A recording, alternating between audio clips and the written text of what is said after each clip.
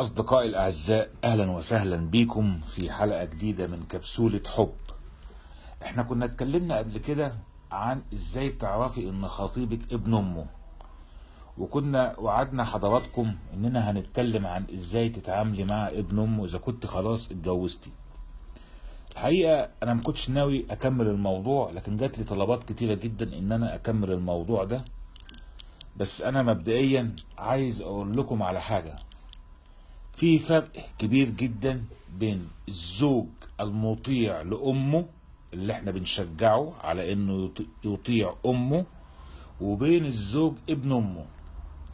الزوج المطيع لأمه هو الزوج اللي بينفذ كلام أمه وبيطبطب عليها وحنين معاها وبيساعدها وبيوديها عند الدكتور وبيشيلها وبيجيب لها الدواء وبيخدمها وبيحميها وبياخد باله منها وبيهتم بيها جدا. ده زوج كلنا بنشجعه، ويجب على كل زوجة انها تشجع جوزها على انه يعمل كده، عشان هي في يوم من الايام هتبقى في الموقف ده وهتبقى محتاج ان ابنها يعمل معاها كده. واحن ايد على الام هي ايد الابن. الحقيقة احن ايد على الام ايد ابنها وايد بنتها. فاحنا مش بنتكلم عشان نحرم حد من حنية ابنه، انما الزوج ابن امه ده اللي احنا بنتكلم عنه ده حاجة تانية خالص، اللي هو الزوج ضعيف الشخصية في بيته، اللي هو امه بتتعدى حدود بيته وبتاخد القرارات جوه بيته. الام المتسلطة على ابنها في البيت. اخدم امك وحبها واعمل لها كل حاجة في الدنيا واحنا نساعدك في ده، لكن كل ده في الحدود بتاعة العالم كله فيما عدا حدود بيتك. ليه؟ لأن بيتك ده مملكة مراتك، زي ما كانت أمك في يوم من الأيام هي صاحبة البيت وهي الملكة في البيت، وعاشت الجو ده وعاشت الإحساس ده.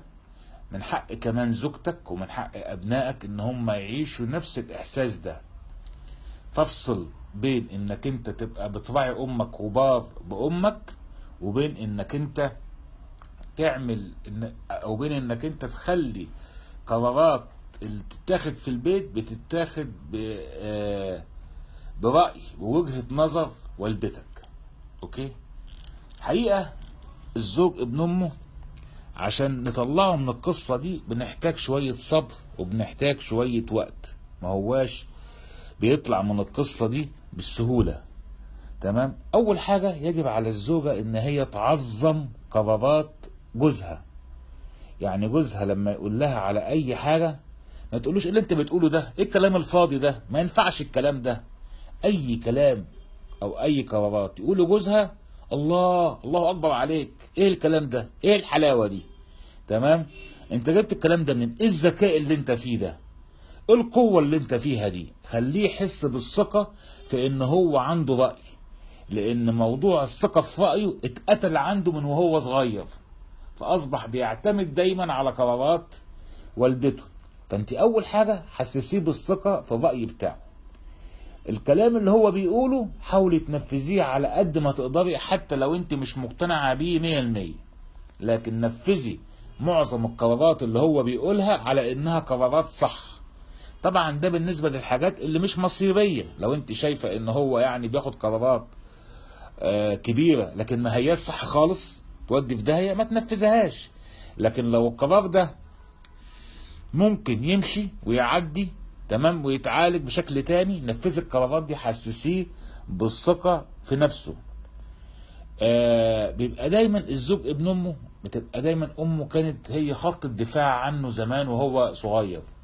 لما يتخانق مع اصحابه في الشارع او مع زمايله في المدرسة كانت امه اللي تروح وتزعق وتتنطط وتتكلم وتدافع عن الولد.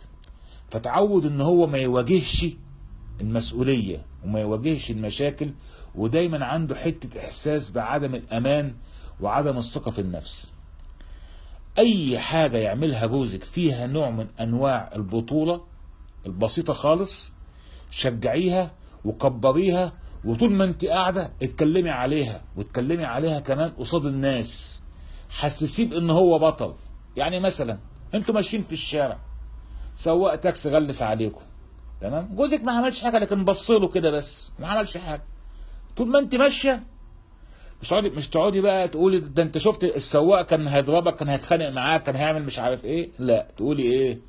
الله اكبر عليك يا اخي، ده انت بصيت له بصه قعد يعرق لما شافك. ده انت لو كنت رفعت ايده لو كنت رفعت ايدك كنت هتموته. ده انت لو كنت اديته بالقلم على وشه كان يعني جات له ازمه قلبيه. تفضلي طول ما انت ماشيه تعظمي في البصه اللي هو بصها، اللي هو جايز كان باصصها خجلا. عظمي في القرارات دي، عظمي في التصرفات اللي هو بيعملها، حسسين ان هو ليه شخصيه وان هو عنده القدره على تحمل المسؤوليه. عشان يطلع من العباءه بتاعت والدته لازم جوزك يحس ان هو قوي وان هو قادر ان هو يتعامل مع الحياه. دي الخطوات الاولى في التعامل مع ابن امه.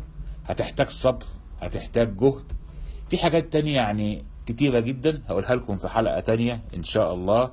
انا بكده بكون خلصت حلقة النهاردة. كان معاكم خالد شهاب.